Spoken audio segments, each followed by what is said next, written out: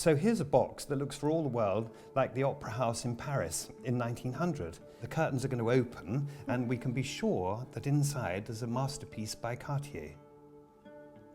And indeed there is. It's a positively hypnotic emerald, a vast one, and I understand it's how many carats? It's just under 40 carats. And it's completely inimitable colour, isn't it? And it doesn't look like a brooch to me. It's got a curiously sort of curved dimension to it. Tell me about that. It's slightly curved because it's to be worn at the waist on a belt. It's known as a broche de ceinture and it was very much in vogue in the 1920s.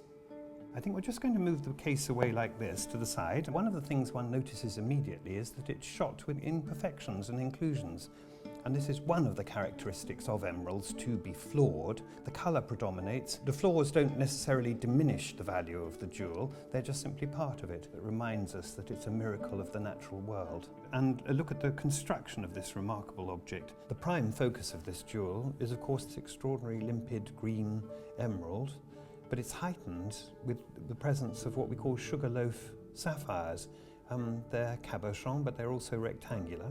Every sapphire has to be matched for colour. These sapphires have been collected and saved and lapped, cut for this very piece of jewellery. In the best jewellery, the design predominates over the gemstones. One of the charms of these jewels is that they exist not for the viewer only, but for the owner. And so there's a great consciousness of it in the great jewellery houses. They decorate the work even to the side of the jewel into this beautiful Cartier setting.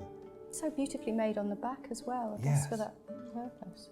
And look at these miraculous settings, because they're pierced by hand with a file, and some of them are very, very fine indeed. So it's a great skill, and it's very rarely seen, because the opportunity of turning over a jewel of this calibre is a very extraordinary one and a great privilege.